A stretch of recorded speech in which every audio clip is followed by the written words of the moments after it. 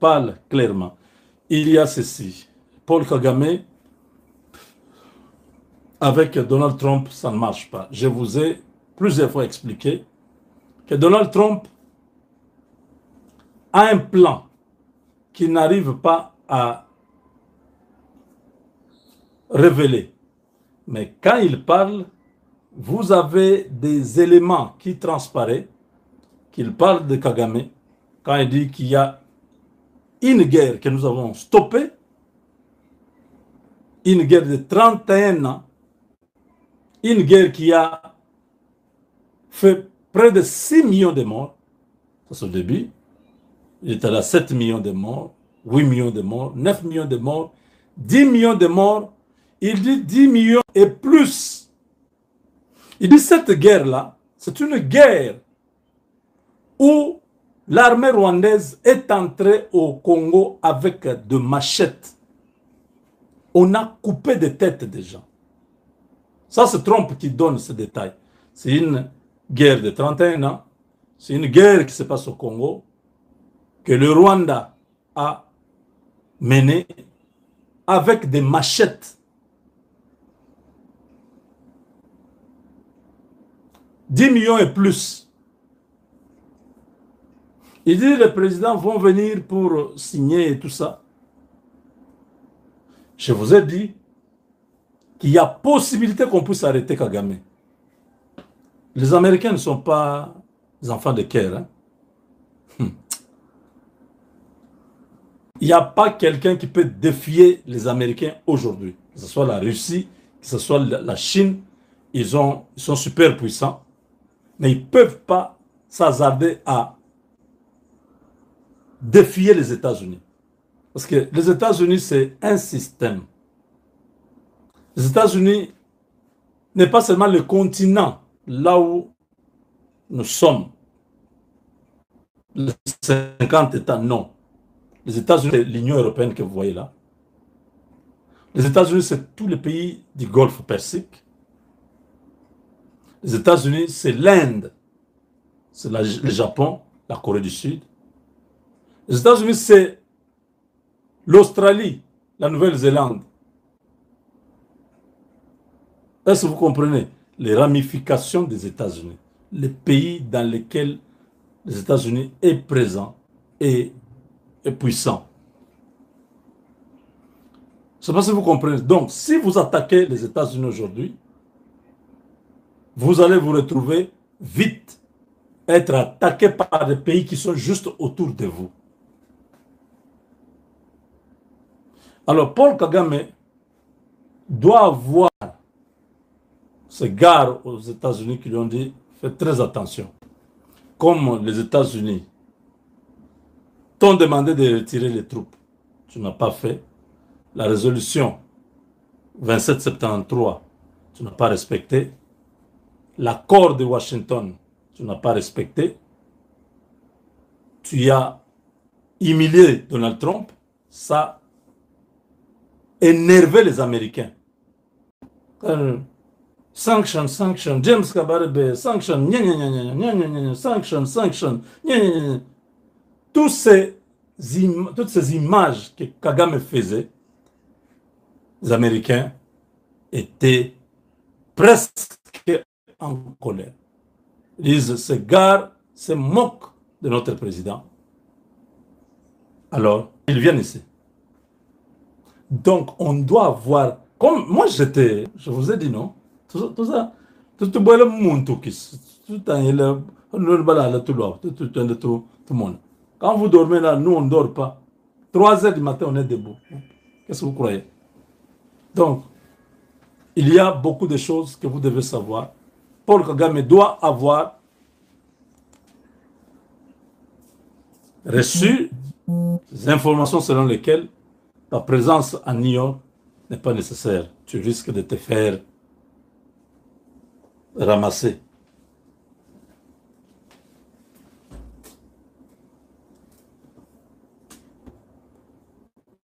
Il ne partira pas. L'année dernière, il n'était pas là. Cette année aussi, il ne vient pas. Tchimbouboué. Je vous ai dit, nous, on est informés, ok? Soyez calme. L'affaire là des États-Unis. Ouais, beaucoup de gens en parlent, beaucoup de gens sont informés, mais ça nous tient tellement à cœur. J'ai parlé de cette histoire depuis 2017. 2018, je vous ai dit l'accord ou le partenariat stratégique avec la RDC, c'est les États-Unis qui ont besoin de la RDC pour les minerais et garder le leadership dans le monde. Si vous comprenez ce schéma-là, vous avez tout compris. Trump ne fait que parler de nous. Même dans l'avion Air Force One, il revient de l'Angleterre. Il parle de la RDC. Congo, il parle de la RDC. Ils savent que c'est le business. Ils vont encore monter, l'économie américaine va monter. Ce sont les intérêts, il n'y a pas d'amitié. Et avant que Félix Tshisekedi ne parte, toutes les consignes étaient données. Félix Tshisekedi a fait des taxis dans le sens opposé. Son avion est parti.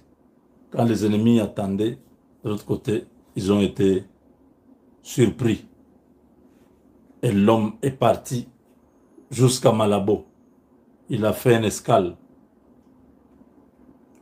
technique, mettre de carburant et tout ça, et puis traverser l'océan en direction de New York. Un voyage très sécurisé. Sécuriser tous les parcours. Parce que c'est un moment attendu par des millions de Congolais.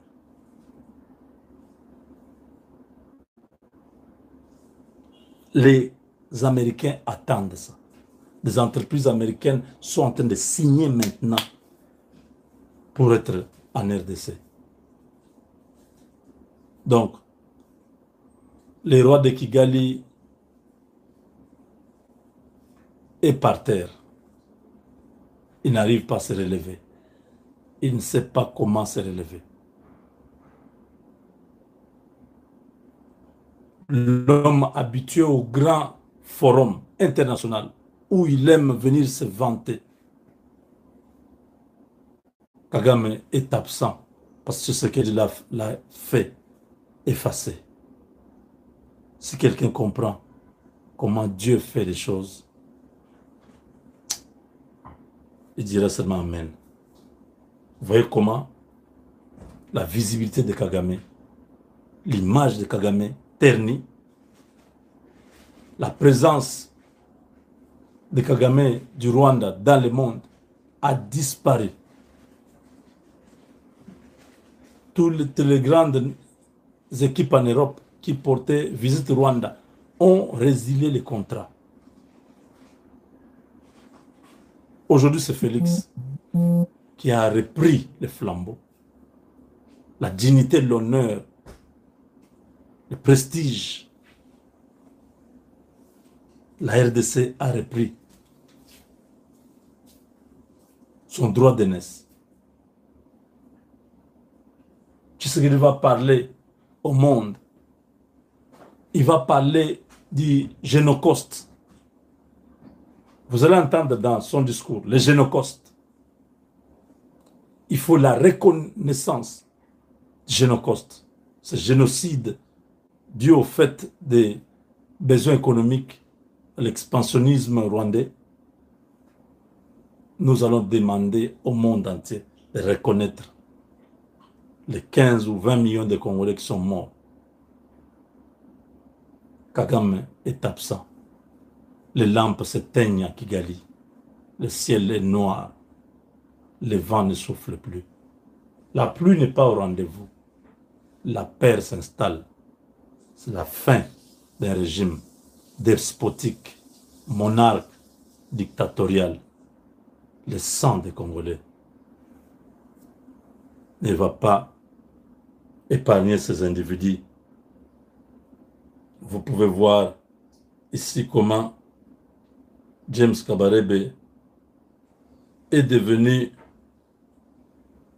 comme s'il va mourir demain. Regardez. Regardez James Kabarebe. Les gens qui ont fait du mal aux Congolais. Qui ne pensaient pas que le temps passe vite et que ça peut être fatal. Regardez la santé de l'homme. Les multimilliardaires, les gens qui ont amassé l'argent, qui ont tué les Congolais pour les biens matériels. Regardez James Kabarebe, comment il est devenu. Si vous regardez Kagame, Kagame est devenu aussi presque comme ça. C'est terminé. Les gens, tout le monde doit apprendre à faire confiance en Dieu, à servir Dieu, à respecter l'humain, à ne pas faire du mal aux autres. Même ce que Kamere est en train de faire là. Moi, si j'étais à la place de Kamere, je démissionne, je reste député national. Kamere a l'argent. Kamere a des biens, des bâtiments, tout ça. Il peut vivre tranquillement. Il peut continuer à donner cours à l'UPC, à l'UNIKIN et tout ça. Faire sa vie normalement et laisser ses histoires. Mais au Congo, cette notion n'existe pas. Nous, là, on est déjà presque au-delà de l'âge normal de faire aussi, servir aussi le pays. Nous faisons déjà ce que nous faisons, mais nous pouvons encore en faire plus. Non? Vous avez encore les gens comme dans la soixantaine qui ne veulent pas laisser la place. Donc, voilà. Vous avez bien compris que New York ni Washington ne verra le despote rwandais. Avec Dieu, nous vaincrons. La politique change de couleur de temps en temps. L'ennemi d'hier peut être l'ami d'aujourd'hui. Voilà. L'homme caméra, c'est un camarade de Nangai. Le loup, le bien l'homme. Allô! Allô! Allô!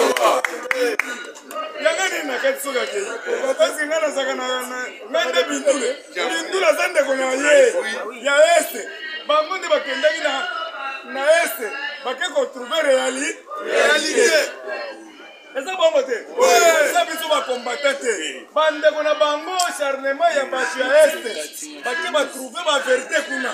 Baye ba lobi te. Yonde ozama. Eza biso ba parlementaire du Bouddha. Biso tozwaka nde relais ya parlement asizo. Tozo rendre yango agréable. Ok, bon betre biso ba boko. Kamera kozala zalaki amina ngai ya lobi. Mais lelo baboyo yangani na kati. Yepe na ndimi. Akende. Meta maboko.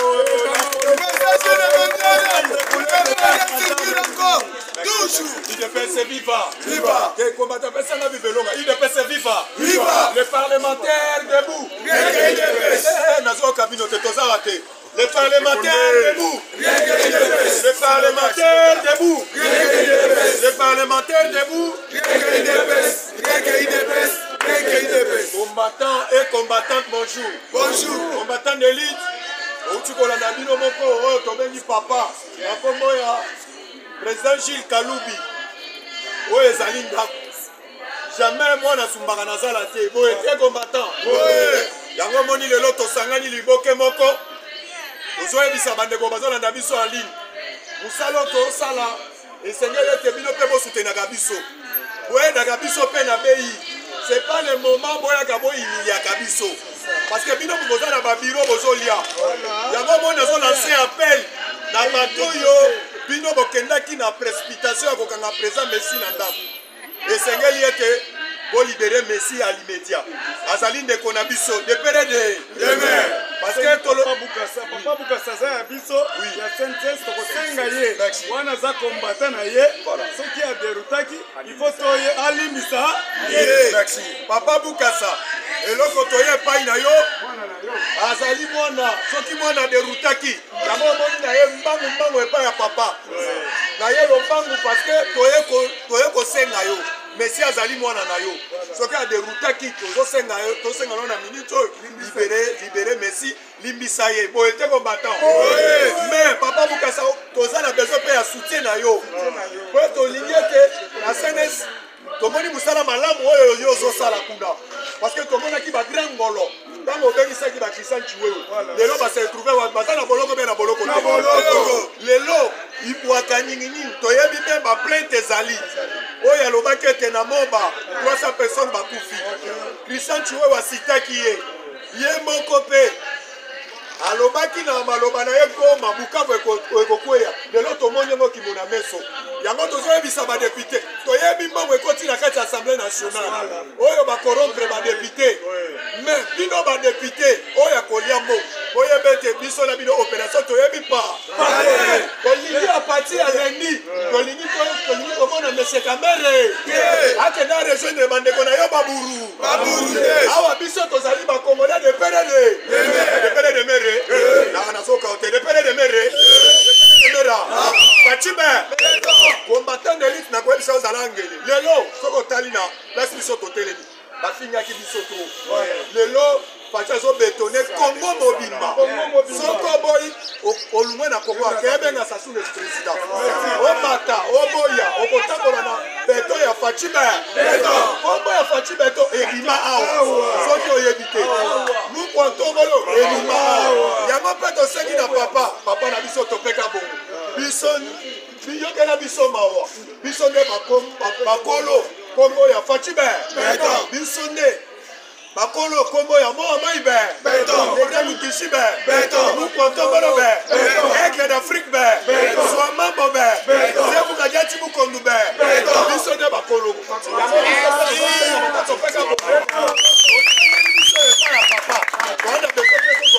tobengaka droit d'auteur kolitaka mbata mwana nyonso asalaka mosala malamu akulonaka tolungwa na wana papa topeka bongo tolingi ete na sénat nasengi na bino badepute bobouge te na sénat bobouge te oyo akomeka na papa topeka bongo okuta na biso na nzela na bi parce que bayebele bakosaki biso baza na faci oyo soki bakangi Kamere walungu ekokweya toyebi le bakangi kosa mutamba ese bomoni bakasa ye babimi oyo sortisa nyonso akobima mokolo oyo nyonso akobima yebe te tokokamata moko tokobuka ye mapekalimete tokende na état major parce que cette fois-ci lelo tomonaki na assemblée nationale Kamere akotisaki oyo tobengi ba soi-disant du progrès ya Kamere yozalaka na diprogrès na assemblée nationale tomoni ba diprogrès na yo ebele babimisi bamachete na vese wana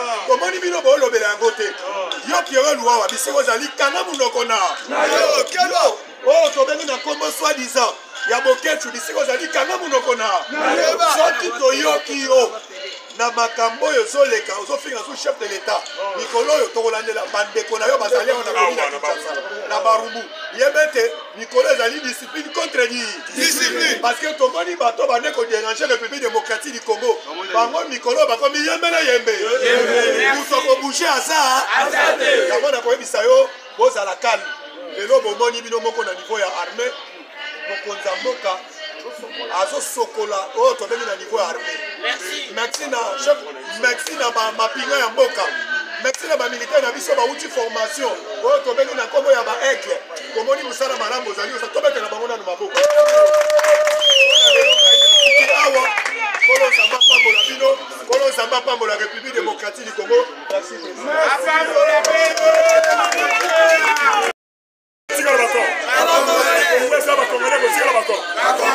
mwana mama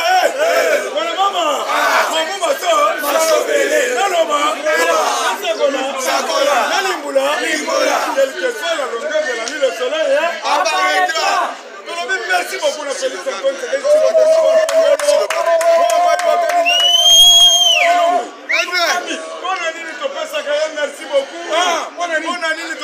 merci beaucoup parce que Azali notre Moïse notre rédempteur bazo lukaye na façon nyonso mais bakomona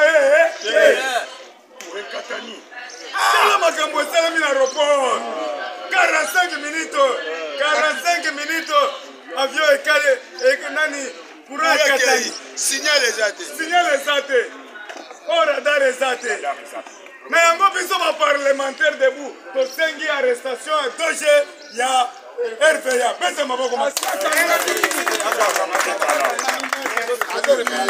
tosengi arrestation ya DGSN. tosengi arrestation ya entourage nyonso wana oyo bazalaki na aéroport. Merci beaucoup na papa Bukasa oyo azotravaille na CNS mosala kitoko de père et de mère azolandela bato nyonso bato ya nyamunyamu na yango tolobi boye Jules Munyere tozala ozage tozala kotelema tosepelisa tosunga papa na biso topeka bongo na Sénat azosala mosala kitoko aza combattant lokola yo un combattant averti lelo aza kese na Sénat biso nyonso lisu na biso etala kese na Sénat muto bouche ye te topeka bongo tile gelu ye aliaka na biso soko moni Jules Munyere peut-être aza sapato kitoko topeka bongo soko moni peut-être alati bien topeka bongo ngai pe soki na ye na tongo ata nazala 10 francs nakabeli yo ye peke eza topeka bongo il est le nôtre likambo ya mangwele ata ozwi 2000 francs likambo ya mangwele de père et de mère yango moni soki tomoni mutu wana lobi no bosoutenir ngai tolobi no tokokende baparlement nyonso il faut tosoutenir ya 100%. Parce que aza combattant averti ya 10e aza ligue de jeune lelo azwi baposte ya minene na kati ya mboka ya RDC. Est-ce que tokoki kobetela topeka bongo maboko te? Papa topeka bongo ikala pale papa topeka bongo zala wana papa topeka bongo ikala na mwabau tokoloba na mnoko nyonso yebisa ye azala wana na mnoko mbona yo ikala mwabau mbuku buto papa monene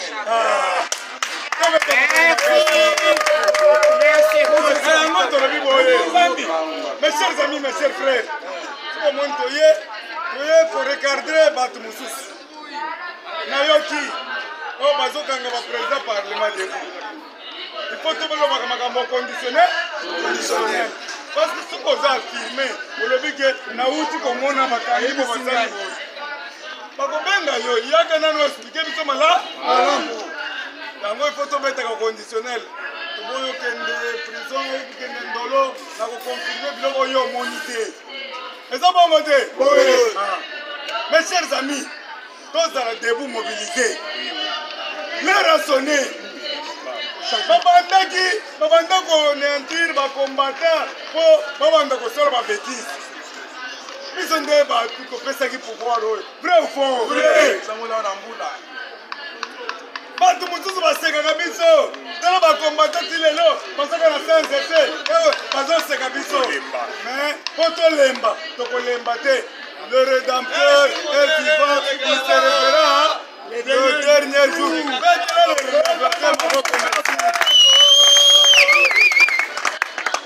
Nango tolobi boye, ndeko nangai, olemba te. Oza combattant averti. Olemba te pona mboka na yo. Persévérer, les likambo mangwele. Lelo, soki désordre comme na Kinshasa. Biso yo, tokokimela wa? Tozala ta kokima te. Tozala ta ya bayeboy. Yo nanga yo. Catch. Okwini ye catch. Nanga olingo sakana na biso ha. Ngai na bana misatu obanda kokima kimi na okende wa? Wapi? Okangi nanga catch kaka boyo koningana te. Ita pesi viva. Mboka na biso yango oyo. Toko biso te. Toza de père et de mère. Topesi merci beaucoup na Daniel Bumba Lubaki. Pesa merci beaucoup. Meilleur gouverneur. Ndeko, on nini? Bozo mona beto na beto. Ota la côté de civil. Bato bazana bumbu. Batela bakangi déjà Birmanie. Bakangi dal. Na dal. Oyo zala kuna ngana zala kuna bakangi. Makadame ukoti tikote na ngai. Kote nyonso tuzokende malembe. Tito comme place Bitabezali. Place boyoki histoire te. Babongisi cela et pas un fum kimbang. Nankamba. Maintenant, papa, Armaya. Maboko. Ndeko. Tozaka na batu mibale, oza na Chelsea, oza na Fumuki Mbangu. Soki yo ozaka na banzambe na yo etali yo. Soki yo ozaka na banzambe na yo etali yo. Ngai na nzambe na ngai eza Fumuki Mbangu. Oyo makolo ngulu. Oyo na témoignaka chaque jour. Oyo liputa. Oyo basuda na tono. Ngai nga na zolobela. Oyo nzombo. Oyo basuda na Shanik. Ngai nga na lobelaka mpo na monaka bikamusi na ye. Bangu. Tobete na Fumuki Mbangu maboko na mama mwindu. Akipansika. Batuan na mama oyo amema bebe na muko. Na mukongo. Tondi makabango. Tondi makabango siko tondi mate. Moyo bimaka pona mutu nyo. Ngai yere natangaka bango boy. Soki na sisika na kamera komona kama monsieur tu viens. Allez plaka. Na banga kate. Monsieur tu viens. Na ko jouer troupe ba tu bango. À 10 personnes. To coach. Tu dis quoi? Non, na yokaki otanga Fumuki Mbangu tu na ko pesa. Tiens nga na papier. Tiens na papier. Soki esa ya poison. Allez, change yango. Na pesa soki ya ko kufa yako.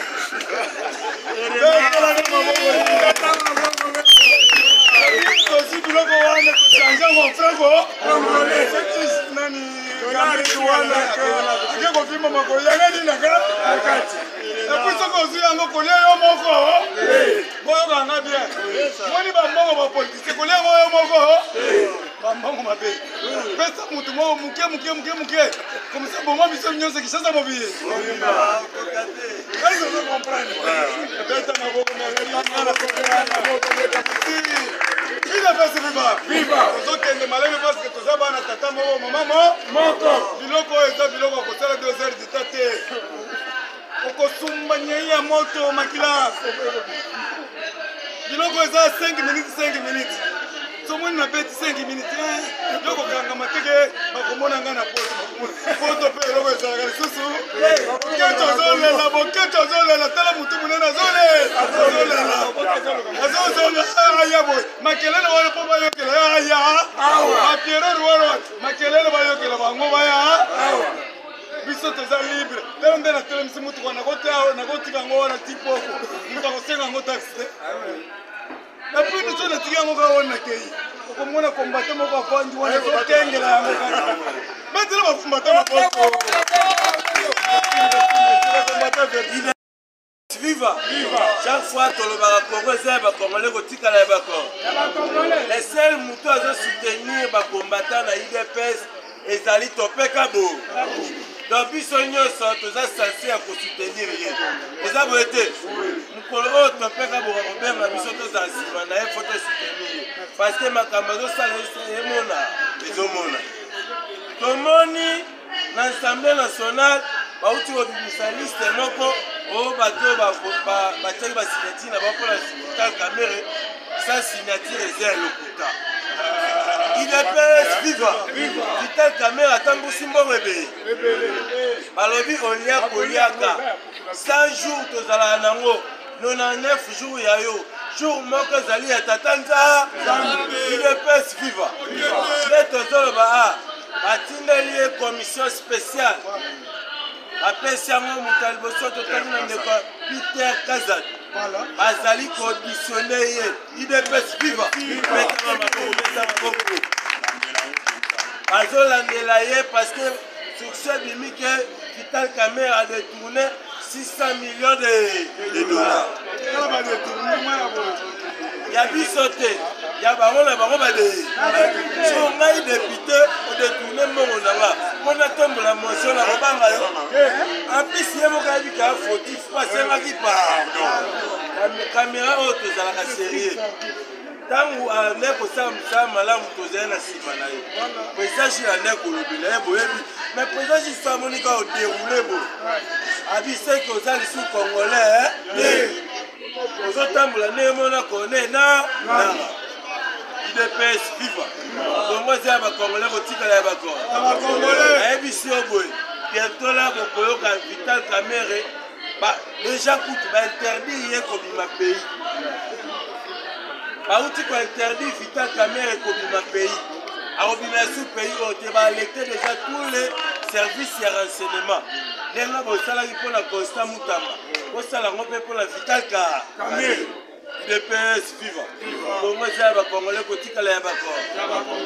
Makambu ya armée to koloba ona angela. Eza boete na komi lengela.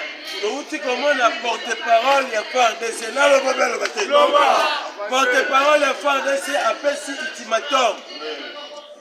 Tous les Congolais au Vatican qui na Goma, l'aéroport ya Goma ya ba militaire. Na ba Bukavu. Ba lobi boy, oya yeba ba M23 ba kanga ba ona makasi. Ba koti ba ona ame ba oti kopesa ba moral à lokuta. Abi bo sala le tous les moyens. Pour quitter Bango ba M23 pour rejoindre les FARDC.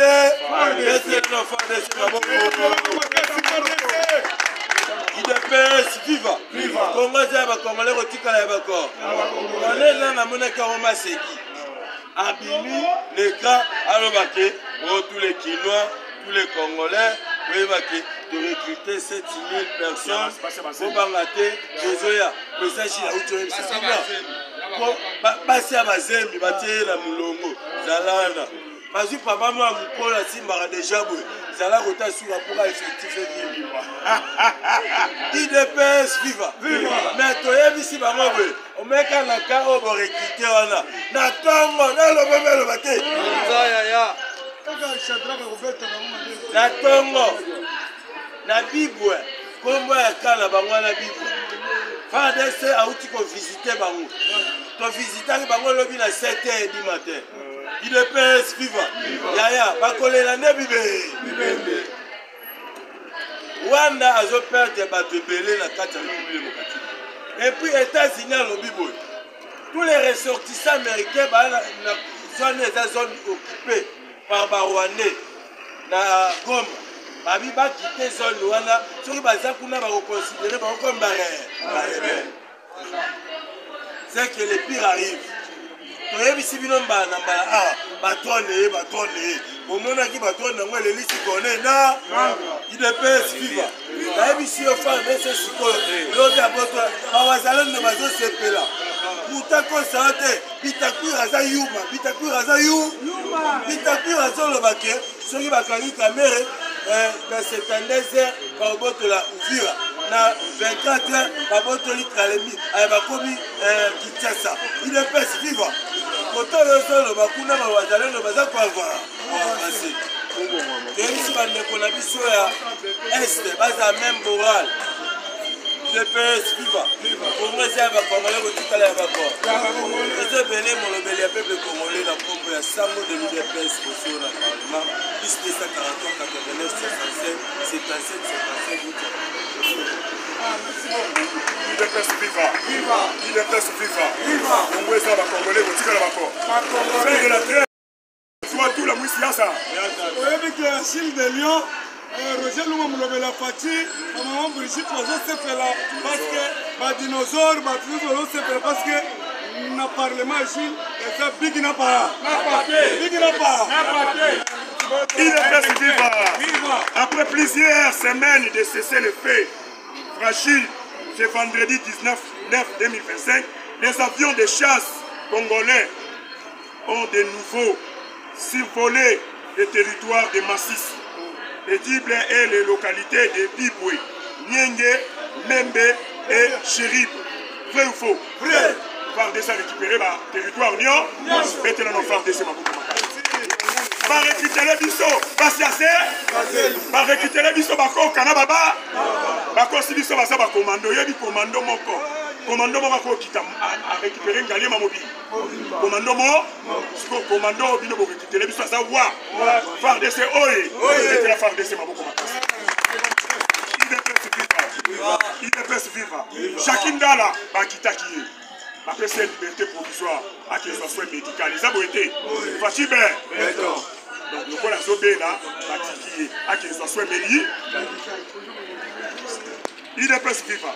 Accident de circulation à pompage, camion à bras Congo, et tout y maison Morobo. 3 morts, plusieurs dégâts matériaux. Les aboités, le seigneur va chauffeur, il y a son macumba mané, IDPS viva. Congo ça va congolais, vous tirez d'accord.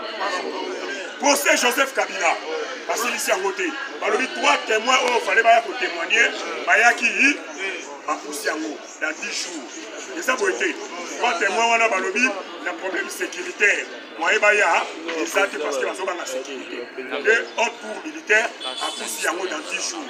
On va condamner Joseph Kabila pour crime contre l'humanité, crime de guerre, participation dans un mouvement insurrectionnel. Vrai ou faux? Il est pacifique. Congolais, ça va Congolais, vous tirez là-bas. Congolais, ça va Congolais, vous tirez là-bas. L'honorable Vital Kamerhe est désormais placé sous contrôle et surveillance. Alors, au cas du Manisou, je sais que la DG a des chaînes. Quelle est la frontière qui tord? DG a des chaînes. Quelle est la frontière qui tord? Merci. Dolobi Boye. L'honorable Peter Kazadi est désigné comme président de commission. Peter Makassi. Peter Kazadi. Salam Salam Kito. Alors, le président de Lodi Mouké, le Tigel Pébamissou. Très bien. Il était vivant. Fatime.